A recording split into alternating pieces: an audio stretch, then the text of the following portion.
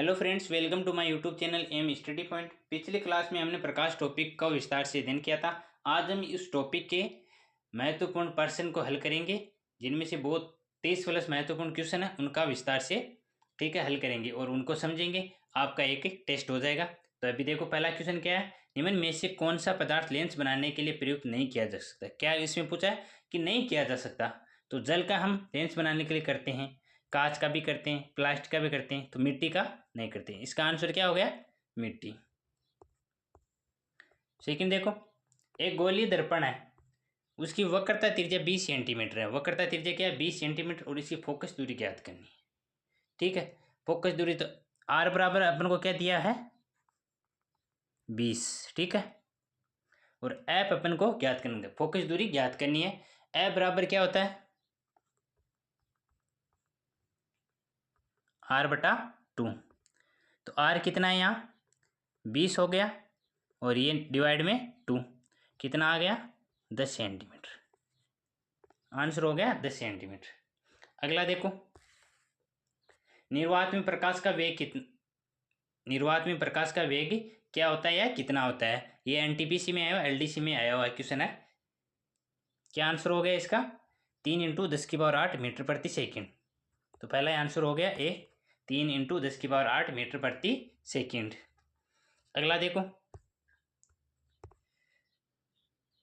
sin I/sin r बराबर n को किस नियम से जाना जाता है। sin I/sin r n को किस नियम से जाना जाता है। ये एलडीसी और एसएससी में आया हुआ क्वेश्चन है।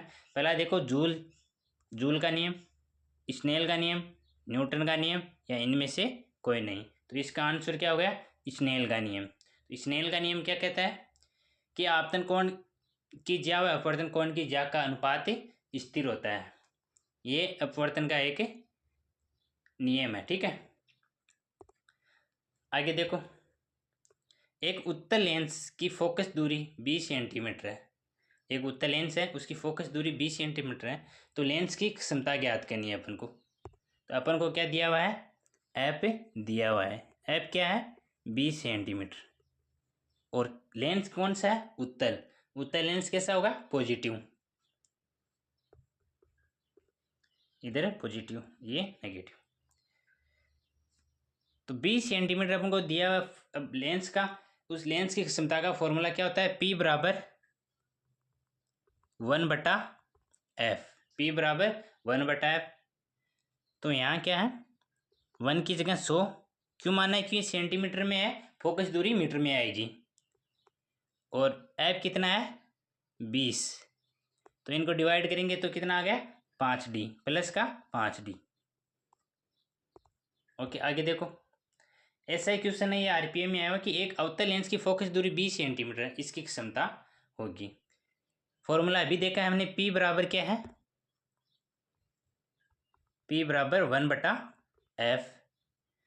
तो यहाँ 100 बटा माइनस का 20, क्यों, अवतल लेंस है, अवतल लेंस की फोकस दूरी माइनस में आएगी। 100 क्यों लिया है, सेंटीमीटर में, फोकस दूरी मीटर में ज्ञात करनी है।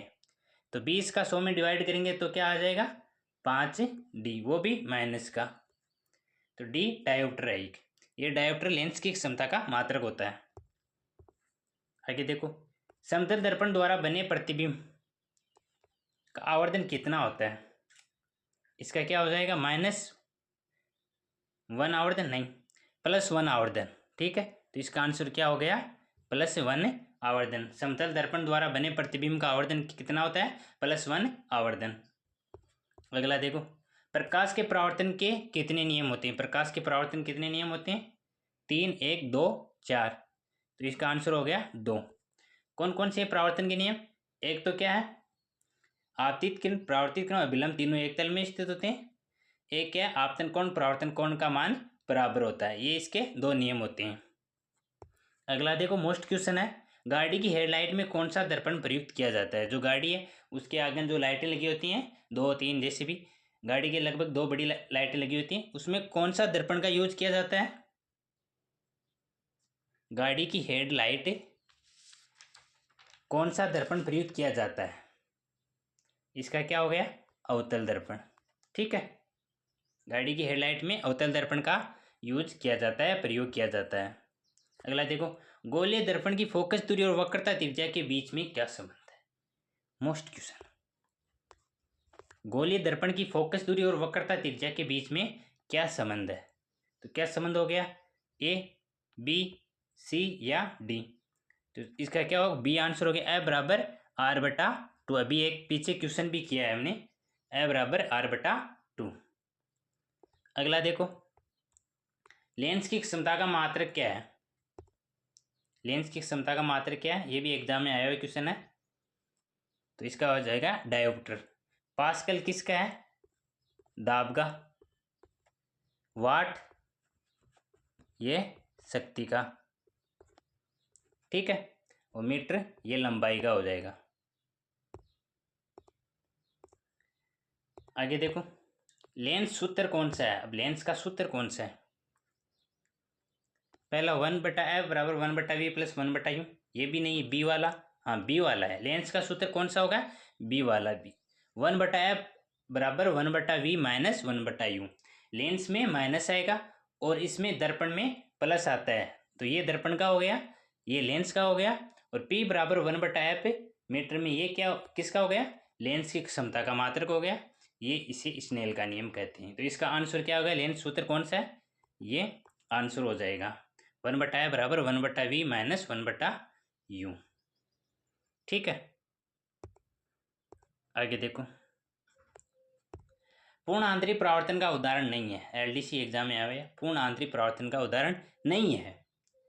तो मृग तृष्णा या मृग मरीचिका का बनना, ये इसका उदाहरण है। हीरे का चमकना, ये भी इसका उदाहरण है। पानी में पड़ी परख ने लिखा चमकीला दिखाई देना, ये भी इसका उदाहरण है। पानी में डूबी हुई पेंसिल का मुड़ा हुआ दिखाई देना, ये नहीं है। तो इसका आंसर डी हो गया। ये किसका है? ये अपवर्तन का है।